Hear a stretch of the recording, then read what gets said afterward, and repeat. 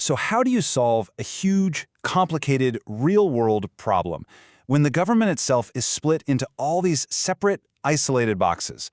It's a massive challenge for governments everywhere, and today we're going to unpack exactly what that means. Okay, just think about it. You've got a Ministry of Health over here, a Ministry of Education over there, and maybe Social Services in another building. They each have their own budget, their own teams, their own goals. They're working in silos. But a problem like, say, child poverty, does that fit neatly into just one of those boxes? No way, right? It's a health issue, an education issue, and a social issue, all rolled into one. So here's what we're going to cover in this explainer. First, we'll look at why these silos are such a big deal. Then, we'll get into two really powerful ideas for breaking them down. We're going to see how this all played out in a huge real-world test case, and finally, we'll talk about why this whole conversation is more important than ever, right now. All right, first up, let's get a really clear picture of this silo effect in action. We need to understand why just having each department do its own thing, well, why it just doesn't work for complicated problems. This is such a classic and kind of tragic example. Let's say there's a teenager in crisis. To the police, they're a crime statistic. To the school, they're a dropout. The healthcare system might see them for drug use, and social services sees a family that's struggling. See what's happening? Each department is tackling its own little piece of the puzzle, just treating one symptom. Nobody is stepping back to look at the whole person and ask, hey, what's the root cause connecting all of this? So, what's the fix? Well, the first big idea is all about building bridges between these silos. There's a fancy word for it: intersectoriality. Basically, intersectoriality is just about getting different government departments to actually talk to each other and work together on the same problem. I love this analogy. Think of it like an orchestra. The health department is the string section, education is the woodwinds, social services is the percussion. They're all amazing at what they do. But to make beautiful music, a great outcome for people, they have to cooperate. They have to play from the very same sheet music. Okay, so that's tool number one. Our second tool is a little different, but it's just as important. It's called transversality. Right, so if intersectionality is like a bridge connecting different departments, transversality is more like a golden thread that's woven through the entire fabric of government. It's this idea that some things, really critical things, like gender equality or human rights or climate change, they can't just live in one department.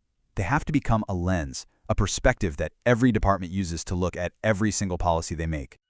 Okay, so let's boil this down, because this is the key difference.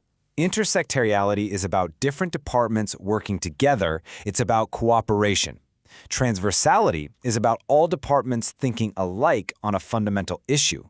It's about a shared perspective. One is about coordinated action, the other is about a shared mindset. Now, all this theory is great, but what does it actually look like in the real world? For that, let's dive into a massive case study from Brazil. It was a program called Brasil Carinhoso, which means Caring Brazil.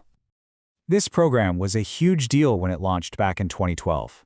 The goal was incredibly ambitious, basically to wipe out extreme poverty for kids under 6. And the plan was to do it by being a shining example of intersectoriality. They wanted to combine health actions like handing out vitamins with education actions like opening more daycares and social assistance by giving more cash to poor families. And wow, on paper, some of the results were just staggering. On the education front alone, the program was an absolute game changer.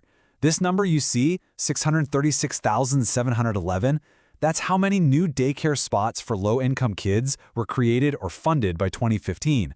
That is a massive achievement. But you know it's coming. That number doesn't tell the whole story. When researchers started to dig into how this thing was actually managed, they found that this beautiful, ambitious design ran into some very old, very familiar problems.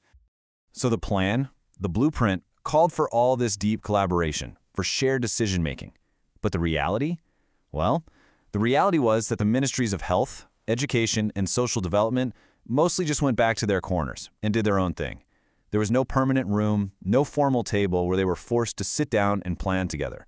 The bridges were on the map, but hardly anyone was crossing them. Everybody just retreated back into their own silo. And that brings us to our second big idea, that golden thread of transversality. You'd think, right, that a program expanding daycare would have a massive impact on the caregivers, who are almost all women, freeing them up to work or study. So did the program apply a gender perspective? Listen to this quote from a senior official who worked on the program. It says everything. When they were asked if the needs of women were ever really part of the plan, the answer was zero. Only in the discourse. It was a talking point, a nice little bonus they could mention in a speech. But was it central to the design? No, never. And that was the program's critical, fatal blind spot. It was totally laser-focused on the child, which is good, but it completely ignored the person doing the caring. It didn't see women as citizens who have their own needs, their own right to work or to have a life. Instead, women became, functionally, just tools to deliver benefits to their kids. That golden thread of gender equality? It was just gone. Okay, so after all that, what's the big takeaway? What did we learn from this massive experiment, and what does it mean for how we make policy today? This, right here, is probably the most important lesson of all. You can do the hard work of getting different departments to cooperate, to build those bridges. But if they aren't all applying the right perspectives, weaving in those golden threads, you can still completely miss the point. You can build a perfect bridge, but then send all the wrong traffic over it. And this isn't just some history lesson. This is happening right now. In 2023, Brazil started designing a brand new national care policy. And this time, in a huge shift, the Ministry of Women is co-leading the entire process. It's a sign that maybe, just maybe, the lessons from the past have finally sunk in. And that leaves us with this final thought. To solve our biggest, most tangled social problems, you need both. You have to build the bridges of intersectoriality, and you have to weave the golden threads of transversality through everything you do. The question for Brazil and for policymakers everywhere is a simple one. Can they finally do both at the same time? The well-being of millions and millions of people really does depend on that answer.